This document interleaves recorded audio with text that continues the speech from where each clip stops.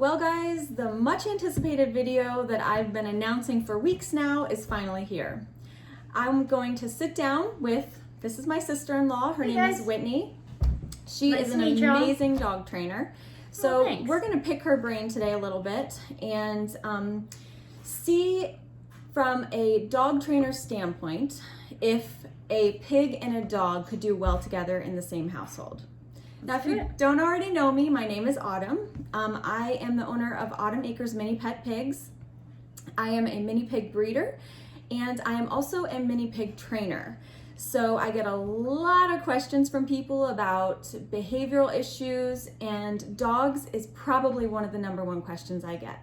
So that's why we're doing this video today. So I'm gonna let Whitney introduce herself a little bit. Yeah, so I'm Whitney Whitaker, and I'm the owner and dog trainer at Milligan Valley Canine Academy. I've owned the company since 2013.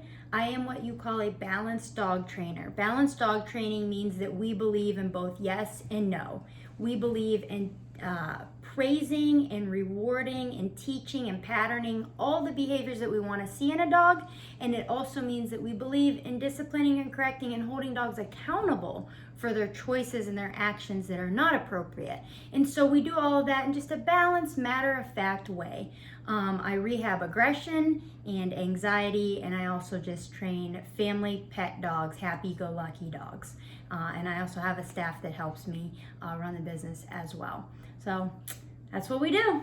Awesome, and you're phenomenal, if I might add. Oh, well, thanks. So the first question we're going to talk about, and we're going to just kind of get your viewpoint Okay. and then maybe my viewpoint too. So Okay.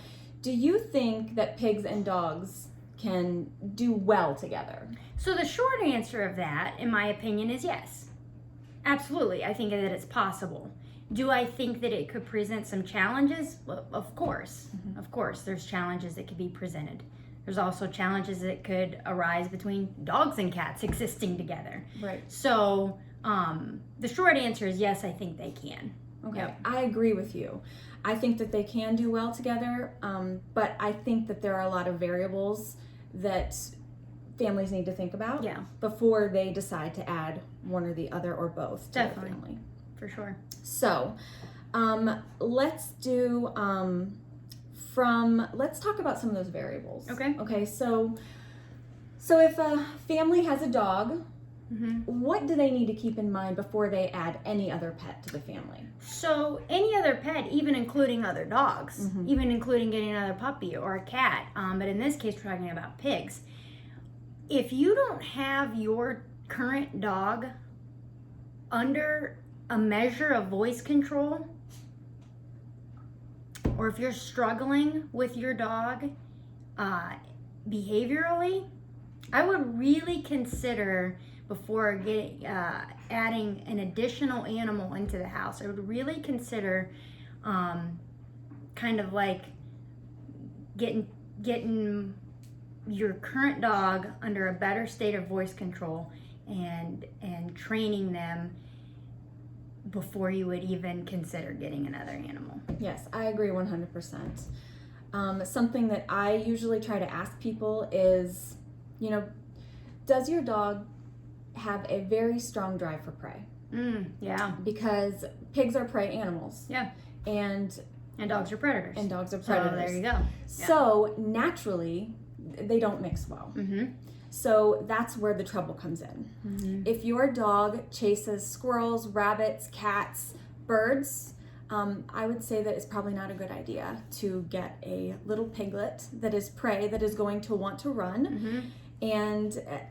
And they make, the piglets make noises, which is gonna entice the dog even more into that's that something I never to did that to that drive. Adding to that, though, is it's okay, guys, if your dog does chase cats and squirrels and birds and things like that. It doesn't mean that you can never get a piglet. What it means is you need to get that handled and under control first, prior to then adding a piglet. So if you're watching this and you're going, gosh, man, if my dog sees a rabbit, like, forget it. That doesn't mean that a piglet won't ever work out for you. It means let's get that dog trained to be under better voice control, and then we can explore the option of adding in a different or another animal. I agree 100%. So it's not all is not lost if your dog is real drivey like that. So here's another question. Does the breed of a dog make a difference? I mean, okay, yeah, you take a beagle, right? A beagle is going to naturally be more driven to go after a rabbit, more so than like a Shih Tzu, right? Or a French bulldog, or you know what I'm saying? Like, okay, yes, you're going to add in different drives with certain breeds of dogs. But from my standpoint as a dog trainer, it's like they can all be trained to behave. Like every breed of dog. So a lot of times I get a question like this. Folks will call me up and they'll be like, do you train pit bulls? I'm like, yep, just like any other dog. Right. You know, or do you work with power breeds? I'm like, yep, the same as I work with toy breeds. It's like, as a dog trainer, like I don't care about the breed of the dog, right? I work with what's in front of me. So yeah, you may have a certain breed of dog that may have more of an inclination to be drivey in the sense of like going after other animals, but we can absolutely work any breed through that and have them be safe around cats and pigs and other pets. So let's say you have a family that has a dog. What would you say, is there anything that they should consider that they should never get a pig? Like if you have this dog, you should never get a pig. Or if your dog does this, or do you think it's always about training? I think it's always pretty much about training. I mean, I rehab aggression, like I said, and we can take dogs who have bite histories and make them safe. Okay. You know, so I think, but those people are going to have to live a much more structured life. Right. Yes. Like things can't just be willy-nilly with dogs that have maybe a history of killing cats or whatnot. Right. So do I think we can make the dog safe enough? Yes. Are those owners going to have to live a much more structured life with their dog and their pig? Yes. Yes. But like I said, I rehab dogs that have bite histories with kids, right? They've bitten kids, but we can still make them safe enough to exist around kids. Okay. So maybe the pig and the dog in that case is not going to be best. They're not going to be best friends. Nope. But they're going to be able to coexist together. Yes. Yeah. Something that I usually tell people is when it comes to pigs and dogs, that they should never be left alone when they're not being supervised. Absolutely. Okay. Yeah. Yes. Because pigs are instigators. They test and they test, and because pigs are herd animals, they need to find out where they are in that herd. In their herd. The family is the herd. So pigs are going to test, and the way they do that is they kind of bite at the side of the dog. Oh, yeah. So if the dog doesn't like that, you know, the dog has two choices. It can either run away and submit to the pig, or it can attack. So in most cases, they probably would attack, I would think. It gets annoying. It gets irritating. So that's where supervision is just so important. Because, I mean, I know there are probably thousands of families that just let their dog and their pig coexist, and they're fine, and they don't supervise, and they're totally fine. But it only takes that one time for a dog to be irritated and snap. And pigs are food aggressive. Most of them are, if they're not taught to chill out. And dogs can be food aggressive too, right? Yeah, absolutely. And I mean, even on that note, I'm really big into management with dogs. So I wouldn't even allow a dog to be with a young child without supervision. Right. So and that makes a lot of sense. Yeah. You're preventing anything that could happen. So my thought process is this. It's like, as a parent, it's your job to look after your child, to keep them safe. As a dog owner, it's my job to look after them, to keep them safe. Well, when you have young children and dogs in the same house, Like, that's what you signed up for. Right. You signed up to watch them and to manage the household so that everybody is safe and behaving well. So I don't even recommend dogs and young children being left unsupervised, let alone a dog and like a pig. Yeah, that's a very good point. So I collected a couple questions from people. So there's only 3. So I got, actually, this was the number 1 question I got. What do you do if a pig and a dog start to fight? Can I preface this? Yeah. First of all, because pigs are instigators, a lot of times people think it's cute when the dog and the pig seem to be playing together. Maybe it's a piglet that's climbing all over a dog and maybe trying to bite at it a little bit. Super cute. Unfortunately, pigs and dogs do not speak the same language. So the dog thinks they're playing. The pig thinks they're fighting. They're establishing dominance. So it's not good to let your pig and your dog play together. It doesn't matter how old the pig is, how old the dog is, or what sizes they are. They do not speak the same language. So that being said, let's say something happens, you turn your back for 1 minute, they end up fighting. Now what do you do? What do you do? So I can only answer this, of course, from the dog end of things. I am no expert in pigs whatsoever, so I'm learning some new things about pigs. So anyway, from the dog end of things, you would have to give that dog a pretty substantial correction. What would that look like? You could give them a correction on a remote collar.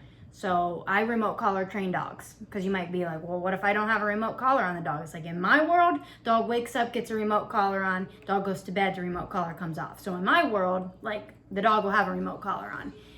And so I would give a high level correction on the remote collar, and I would make it suck for that dog to attack that pig. I would make that incredibly uncomfortable for the dog. So we get a correction on the remote collar. If by chance you didn't have a remote collar, it'd actually take, like, if you had a pillow or something nearby, that you could grab, and just give them like a whack on top of the head. And I know you guys are going like, wow, okay, but it's like, the dog might kill the pig. It's life or death at this point. So we had to do something. Yeah. We had to do something. And then what you got to be careful of, guys, is don't put your hands in you can't go putting your hands down in the middle of a dog fight. And I know a pig in a dog fight is going to be no different, because their eyes are going to be closed and they're going to be biting at each other. So you can't just go, well, I'm just going to lean down and you can. You'll be heading to the emergency room, though, to get stitched up is what will happen. So you could grab a pillow or a shoe or something and and whack the dog on top of the head. So it would be one of those 2 things. Hopefully the dog would have a remote collar on. You can give him a correction. Otherwise, just grab something nearby and whack them on top of the head to kind of get them to interrupt those thoughts. And I agree 100%. I would probably grab whatever I could. Okay. Whether, like, nothing hard, but like a magazine, something like that. Pigs are flight animals, so tapping a pig on the back with a magazine is going to make them want to flee. Okay. Also, I would probably, I harness, I always suggest that people harness their pigs so that you have something to hold on to. So you could grab a hold of the harness and pull them back, but I would like to prevent that from ever happening in the first place. Correct. I tell the girls that work for me, I always tell them, guys, remember how you break up a dog fight? Don't let it start in the first place. Never let one happen. And that's the truth. So that's where we go back to, like, a lot of what we've talked about before earlier in this video. Existence. These animals just need to exist and respect each other's space. Yes, love that. Not be in each other's faces, not be around each other when they're eating. Yep. Things like that. Absolutely. Separating, even pigs. I separate all my pigs when they eat because of that food aggression. They're bossy. They want to steal it from each other. So I just put a stop to it by not letting it happen in the first place. Yeah, being proactive, not reactive. Yeah. So, second question, what do you do if your pig doesn't like your dog? That's more of a question for you than me, because I don't know. So I would say, again, constant supervision. And you know what? Some pigs and dogs have to be kept separated at all times. You wouldn't have to do that though if they both look to you as their leader. That's the most important thing. Having your animals look to you as the leader, as the one in charge, as the one who calls the shots. That is going to keep those animals from, number one, wanting to disappoint you, and number two, they know they won't get away with it. So the chances of it happening are less likely. It can happen, and sometimes pigs, just like I said, that instigator in them comes out, and you might just have to keep them separated. And I guess I will add to that. You know, the question was, what do you do if your pig doesn't like your dog? Well, I guess we don't really need the animals to like each other. Good point. Or love each other. I just need them to be able to coexist well with each other. I would say the reason that the pig would not like the dog would be because the dog is probably bratty with it, or getting in its face, or making it nervous or uncomfortable. So then we go back to get the dog under better voice control. So teaching the dog to give the pig its space. I sometimes, like, let's say I have a dog that comes in on a board and train, or I just have a one-on-one client, or you had a question on my Q&A or something. I'll sometimes recommend, if a dog is going after somebody's cat or something, you know, it's like, I feel bad for that cat, right? The cat has to live in fear because the dog won't leave it alone. So we'll actually put the dog into avoidance over the cat. Literally, like, the cat walks by the dog and the dog then learns to walk away. Oh. So we actually put the dog into avoidance. It's like, no, they'll never be friends, but I don't want that cat to live in fear the rest of its life. So we could actually put the dog into avoidance over the pig. Wow, that's awesome. Amazing. I wish sometimes that pigs were more like dogs. Pigs, because they are that prey animal, they don't like to be forced into things. It's hard to get her to say, I want her to sit here. Yeah. I can't get her to sit there because she's nervous. Like, what are you doing? And why do I have to sit there? Okay. She's always on alert. So I wish it was easier. A little bit more. Yeah. As it is a dog. Last question that I got was, what is the best way to introduce a new pig to a dog? Well, from my viewpoint, it is always introduce them through something stable, like a fence or a crate or something that they can get used to each other. A pig is automatically going to want to challenge. So it's important to make it so they can't hurt each other at first. They need to get used to each other. They need to get used to each other's smell. I would do that often over the course of a couple days or even a week. And then I would take their bedding and I would switch it so that they can get used to each other's smell, or at least the pig can get used to the dog's smell. I don't know if that works for dogs or not. Yeah, that wouldn't be a dog thing, but for pigs, that would make sense to get them more comfortable with that. So from my perspective as a dog trainer, my dogs don't play with any other dogs that are not under voice control. So just because I can control my dogs doesn't mean that another party can control their dogs. However, let's assume that your dog is under voice control, right? So I believe in having dogs in some sort of a command at all times, unless they're out playing. So I would recommend that when you bring the piglet in, have the dog in a command of some sort. A downstay, the place command, maybe take your dog for a structured walk with a pig. You know, if they're harnessed and leash trained, take the dog and a pig on a walk together. But, you know, when I walk a dog, it's a very structured thing. It's not this willy-nilly. There you go, second time using willy-nilly. Right? But it's not this, like, free-for-all walk. Right. When I walk a dog, they are at my heel, doing a job. So dogs are happiest when they know what's expected of them and you give them a job to do. So I would recommend teach your dog a rock solid downstay, teach your dog a rock solid place command, which, was just telling the dog to go lay on a bed, and have them learn to just be in the same area with each other without actual interaction for probably, a week or two. Just have them in the same area, but don't actually let them interact. I love that. Yeah. That's great. Take them for a walk together or something, but, have them do a lot of stuff together. So, for instance, like on my board and train program, we might have 4 or 5 client dogs with us at one time. And these dogs are working around each other, but they're not interacting with each other until they get to the voice control stage. Oh, that makes a lot of sense. But I might have 2 dogs lay right next to each other holding a downstay, and they're existing with each other, but they're not interacting with each other. So I would basically just tell you to do the same thing with your pig, is just like have your dog hold these different jobs, be in a command of some sort so that they're in a proper frame of mind, and just learn to be with the pig before any face-to-face or nose-to-snout situations arise. That is great, and that's why I wanted to have you. Yeah. You said a lot of things today that I never even thought of. Oh, really?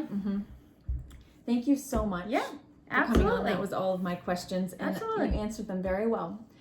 Now, if people want to find you, how do they Okay. find you? Yeah, guys, you can follow me on, so my company name is Milligan Valley Canine Academy. So my website is just milliganvalley.com. My Facebook page is Milligan Valley. My YouTube channel is Milligan Valley Canine Academy. And my Instagram handle is Milligan Valley Canine Academy. We put out a lot of free content, similar to what Autumn does. We put out a lot of free content on our YouTube channel. On Facebook, we do Q&As. In Instagram, we give out daily tips. We want to help as many people as possible for free. So that's our goal. So if you check out our pages, hopefully we can teach you a few things to help you out in your journey with your dog and your pig. All right, awesome. Thanks again for being here. Absolutely.